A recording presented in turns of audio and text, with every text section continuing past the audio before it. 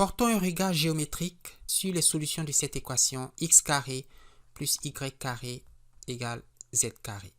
Alors, bien sûr, z n'est pas nul, donc on peut diviser chaque membre par z carré, donc on aura x carré divisé par z carré plus y carré divisé par z carré égale z carré divisé par z carré. Donc, on peut aussi écrire x sur z au carré plus y sur z au carré égale 1. Alors, il faut noter que les fractions x sur z et y sur z sont des nombres rationnels, puisque x, y et z sont des entiers. Donc, on a un couple de nombres rationnels, n'est-ce pas? Cette équation peut s'écrire x carré plus y carré égale à 1. C'est le cercle de centre, l'origine du système de coordonnées et le rayon 1. Alors, nous disons que une solution de l'équation x carré plus y carré égale à z carré correspond donc à un point rationnel sur le cercle unité. Et ce point a pour coordonnées x sur z, y sur z. Par exemple, le point de coordonnées 3 sur 5, 4 sur 5 est sur le cercle unité puisque le triplet 3, 4, 5 est pythagoricien. N'est-ce pas? Le cercle il a une infinité de points. Par exemple, le point racine de 2 sur 2, racine de 2 sur 2 est aussi sur le cercle unité. Seulement, puisqu'on sait que racine de 2 n'est pas rationnel, on ne peut pas dire que le point racine de 2 sur 2, racine de 2 sur 2 est un point rationnel. Non, il ne l'est pas. Okay? Alors, je marque en jaune les points rationnels. Vous avez 3 cinquièmes, 4 cinquièmes. Ce point, il est rationnel. Ce point, il est rationnel. Il est rationnel, il est rationnel. Alors, nous avons vu que 5, 12 et 13 forment un triplet pythagoricien. Donc, 5 treizièmes et 12 treizièmes est un point rationnel du cercle unité auquel est associé un triplet pythagoricien. Donc, je ne sais pas, quelque part ici peut-être. Donc, on a 5 treizièmes, 12 treizièmes. Okay. Alors, nous avons un cercle ici, précisément parce que l'équation est de degré 2. Or, aux équations de degré 2 correspondent ce qu'on appelle les coniques. Vous savez, les ellipses, les paraboles, les hyperboles, etc. Pour des équations de degré supérieur, 3, 4, 5, etc., la section obtenue n'est plus conique. Elle peut prendre des formes assez étranges, mais le problème reste le même. Nous venons avec le cas simple des équations du deuxième ordre, montrer que la recherche des solutions entières de ces équations est équivalente à la recherche des points rationnels sur une certaine courbe du plan. Alors, je rappelle que nous sommes partis de l'équation x carré plus y carré égale z carré. Nous avons divisé chaque côté par z carré et opéré le changement de variable grand X égale à petit x sur z et grand Y égale à petit y sur z qui correspond géométriquement au cercle unité, n'est-ce pas? Nous avons indiqué un certain nombre de points rationnels. Par exemple, 3 cinquièmes, 4 cinquièmes,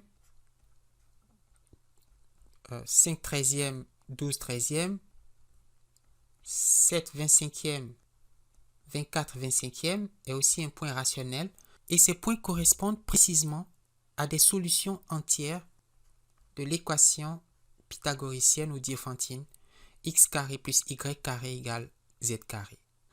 Je fais remarquer que certains points, comme ici moins racine de 2 sur 2 et racine de 2 sur 2, bien que faisant partie du cercle unité, ne sont pas des points rationnels et par conséquent ne peuvent pas être solutions de l'équation étoile.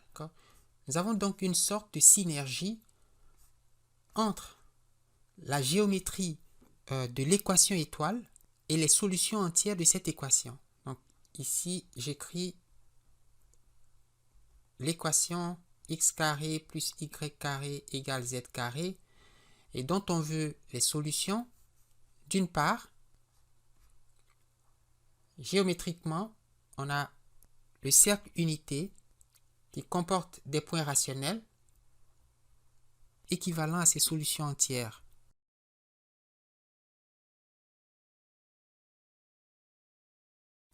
Et c'est le lien entre ces deux univers, cette correspondance, qu'on peut voir comme une sorte de dictionnaire qui permet de passer d'un univers à un autre. Donc, il y a une flèche retour. Si je cherche une solution de l'équation, je peux simplement aller dans l'univers géométrique, trouver un point rationnel, et puis, par correspondance, revenir dans l'univers algébrique.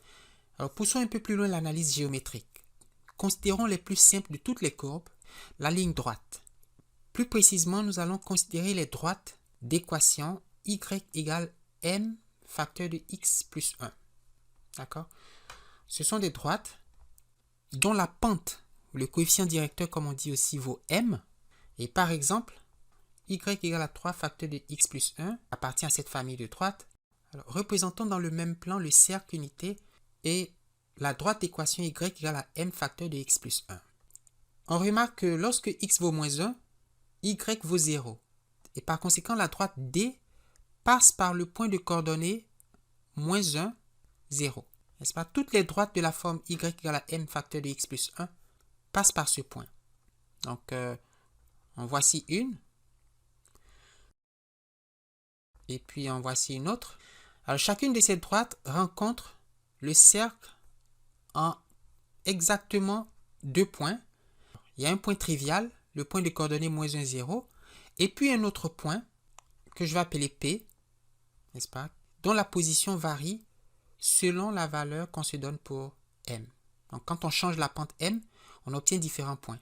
Mais pour une valeur fixée de m, on a exactement deux points d'intersection entre la droite D et le cercle unité. Le problème que nous voulons résoudre, c'est de déterminer les coordonnées du point P.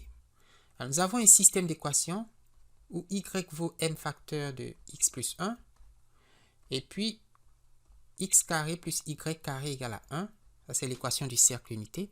Et si l'on remplace y égale à m facteur de x plus 1 dans l'équation du cercle, on obtient 1 plus m carré facteur de x carré, après développement bien sûr, plus 2m carré fois x plus m carré moins 1 égale 0. Alors on peut factoriser cette équation, par exemple en mettant 1 plus x en facteur. Dans ce cas, on aura m carré plus 1 facteur de x plus m carré moins 1 égale 0. Alors, si ce produit est nul, ou bien 1 plus x égale 0, ou bien m carré plus 1 facteur de x plus m carré moins 1 égale 0. Or, si 1 plus x vaut 0, cela veut dire que x égale à moins 1. Et quand x vaut moins 1, avec cette équation, l'équation de la droite nous dit que y vaut 0. Donc, on retrouve le point trivial moins 1, 0. N'est-ce pas? Or, avec cette équation, on tire que x égale 1 moins m carré divisé par m carré plus 1 ou 1 plus m carré. Et si on remplace cette valeur de x dans l'équation de la droite, on trouve, après simplification, de m sur 1 plus m carré.